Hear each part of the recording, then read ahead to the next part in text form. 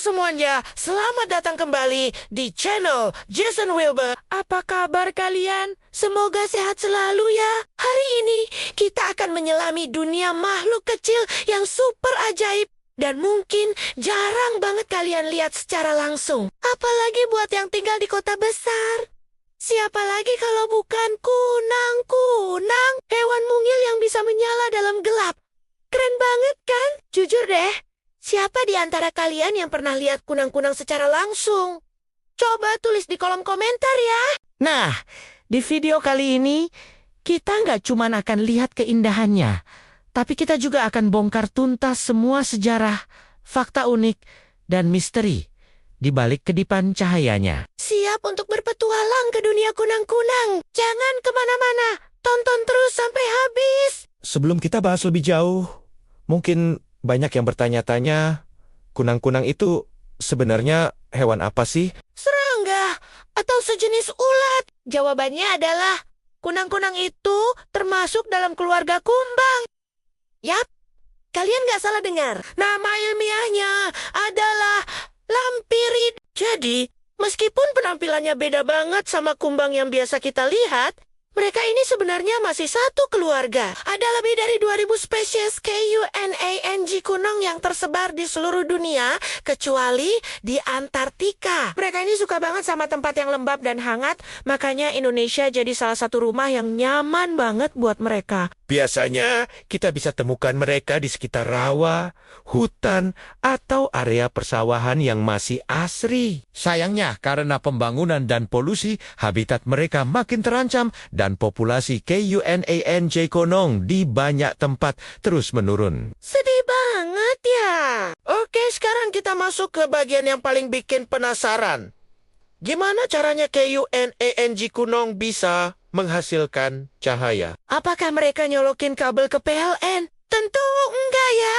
Proses ini disebut bioluminesensi, sebuah reaksi kimia yang terjadi di dalam tubuh mereka. Di dalam perut bagian bawah kunang-kunang ada zat kimia yang disebut luciferin. Ketika luciferin ini bereaksi dengan oksigen, dibantu oleh enzim bernama luciferase, maka terciptalah cahaya. Uniknya, cahaya yang dihasilkan ini adalah cahaya dingin. Maksudnya, hampir 100% energi dari reaksi kimia itu diubah jadi cahaya, bukan panas. Beda banget sama lampu pijar di rumah kita, yang sebagian besar energinya malah jadi panas. Kalau kunang-kunang sepanas lampu bola misi bisa, mereka gosong. Hebatnya Lahi, mereka bisa mengontrol kedipan cahayanya dengan mengatur suplai oksigen ke organ cahayanya. Terus, buat apa sih mereka repot-repot menyala dalam gelap? Ternyata, kedipan cahaya ini punya banyak fungsi penting. Fungsi utamanya adalah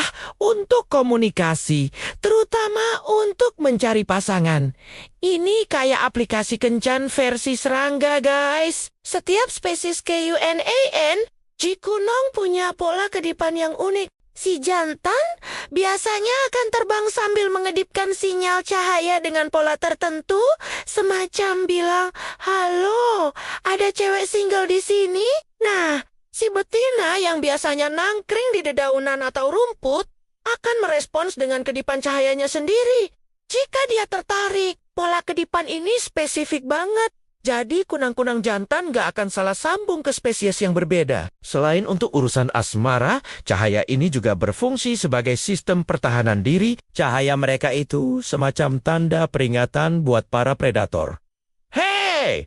Jangan makan aku! Rasaku gak enak dan aku beracun. Jupe!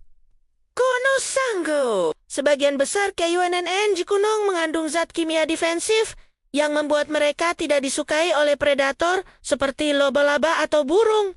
Canggih kan? Ngomongin soal sejarah dan budaya, kunang-kunang ini ternyata sudah memikat manusia sejak ribuan tahun lalu. Di banyak kebudayaan, kunang-kunang sering dikaitkan dengan hal-hal magis, roh, atau bahkan pertanda. Di Jepang, ada kepercayaan bahwa kunang-kunang adalah arwah para prajurit yang gugur dalam pertempuran. Makanya, ada festival melihat KUNANG Kunong yang disebut Hotarugari sebagai cara untuk menghargai keindahan alam dan mengenang arwah. Di beberapa cerita rakyat di Eropa, kunang-kunang dipercaya sebagai peri yang membawa lentera kecil. Kalau di Indonesia sendiri, Kemunculan KUNAN Jikunong sering dianggap sebagai pertanda baik atau bahkan dikaitkan dengan kehadiran roh orang-orang yang sudah meninggal yang datang menjenguk. Terlepas dari mitosnya, satu hal yang pasti, kehadiran kerlip cahaya KUNAN Jikunong di malam hari selalu berhasil memberikan suasana yang magis dan menenangkan. sekarang ayo kita bahas siklus hidup mereka yang gak kalah menarik. Kunang-kunang memulai hidupnya sebagai telur yang diletakkan di tanah atau dekat sumber makanan. Uniknya, bahkan telur dan larva kunang-kunang pun bisa bercahaya. Setelah menetas, mereka akan menjadi larva Yang sering disebut glowworm. Fase larva ini adalah fase terlama dalam hidup mereka. Bisa berlangsung sampai 2 tahun. Selama jadi larva, mereka adalah predator yang ganas loh. Makanan favoritnya adalah siput, keong, dan cacing tanah. Mereka akan menyuntikkan racun yang melumpuhkan dan mencerna mangsanya dari luar sebelum menyedot cairannya. Setelah puas makan dan tumbuh besar, larva akan masuk ke fase kepompong atau pupa selama beberapa minggu. Dari kepompong inilah akhirnya keluar KUNANG Jikunong dewasa yang kita kenal. Sayangnya, kehidupan kunang-kunang dewasa sangat singkat, hanya beberapa minggu saja. Tugas utama mereka di fase ini hanyalah satu, bereproduksi untuk melanjutkan keturunan sebelum mereka mati. Sungguh sebuah siklus hidup yang penuh perjuangan.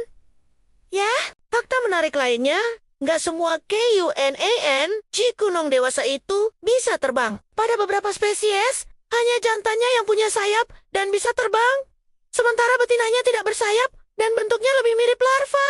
Betina ini biasanya hanya diam di tanah atau tanaman rendah sambil menunggu sinyal cinta dari para pejantan yang terbang di atasnya. Selain itu, warna cahaya yang dihasilkan kunang-kunang juga bisa berbeda-beda.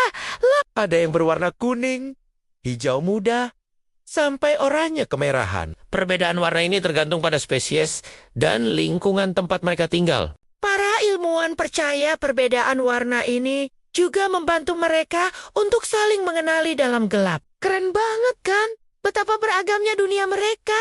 Namun, di balik semua keajaiban ini, ada sebuah kenyataan pahit. Seperti yang sudah saya singgung di awal, populasi KUNAN Jikunong di seluruh dunia sedang dalam ancaman serius.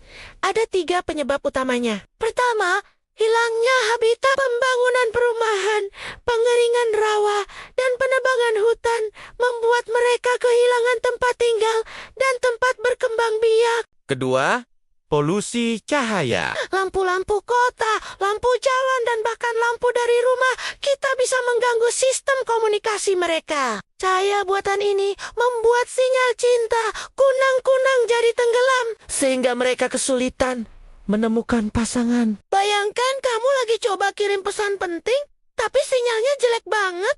Kira-kira seperti itulah yang mereka alami. Ketiga, penggunaan pestisida. Pestisida yang disemprotkan di area pertanian bukan cuma membunuh hama, tapi juga membunuh larva KUNAN Jikunong yang hidup di tanah atau memangsa siput yang terkontaminasi. Lalu, apa yang bisa kita lakukan untuk membantu mereka?